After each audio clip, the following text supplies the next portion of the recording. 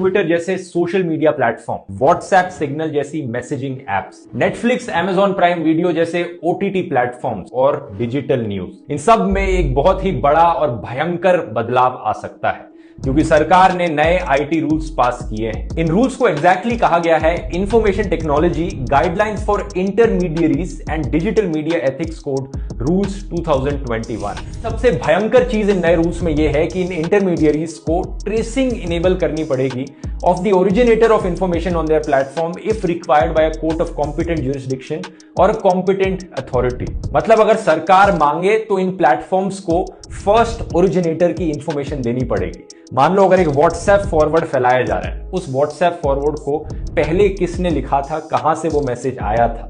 अब technically WhatsApp और signal में करना पॉसिबल नहीं है क्योंकि व्हाट्सएप और सिग्नल में एंड टू एंड इंक्रिप्शन है, तो इन्हें खुद नहीं पता कि वो मैसेज कहां से आ रहा है और उस मैसेज का क्या कंटेंट लिखा जा रहा है। तो अगर सरकार के नए रूल्स को कंप्लाई करना है व्हाट्सएप, सिग्नल जैसी एप्स को, तो इन्हें कहा जा रहा है कि अपनी एंड टू एंड इंक्रिप्शन तोड़नी पड़ेगी और ये आपकी प्राइवेसी के लिए एक बहुत बड़ा खतरा है। अब अगर यहां पर हम सॉल्यूशंस की बात करें, आइडियल सॉल्यूशन तो यही रहेगा कि कोर्ट इन नए रूल्स को नल एंड वॉइड डिक्लेयर कर दे क्योंकि ये डेमोक्रेसी के खिलाफ जाते हैं, कॉन्स्टिट्यूशन के खिलाफ जाते हैं। लेकिन अगर ऐसा नहीं होता या फिर जितनी भी देर लगती है ऐसा होने में, आप लोग अपनी प्राइवेसी कैसे प्रोटेक्ट कर सकते हैं इसके दौरान? आप लोगों को यह ध्यान रखना है दोस्तों, आप लोगों के लिए पर्सनली वो फर्स्ट ओरिजिनेटर वाला रूल सबसे खतरनाक है। तो अपनी प्राइवेसी प्रोटेक्ट करने के लिए पहले अपने आईपी एड्रेस को प्रोटेक्ट करना जरूरी है जिससे कि आपकी लोकेशन हिडन रहे, और ये आप कर सकते हैं वीपीएन के द्वारा।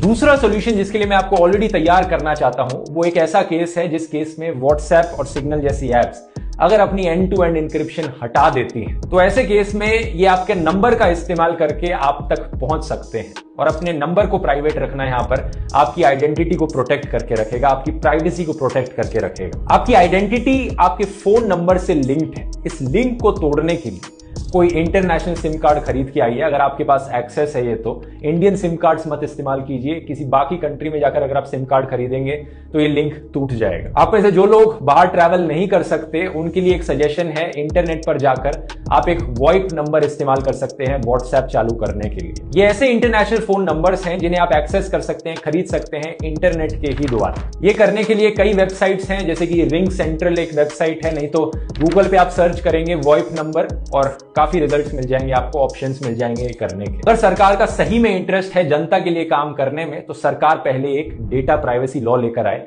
जिससे कि आपका डेटा प्रोटेक्टेड रहे, ना कि आपके डेटा को यहां पर और लीक करने के चांसेस बढ़ाए जाएं, एंड टू एंड इंक्रिप्शंस को तोड़ा जाए। उम्मीद करता हूं आपको वीडियो इंफॉर्मेटिव लगा होगा।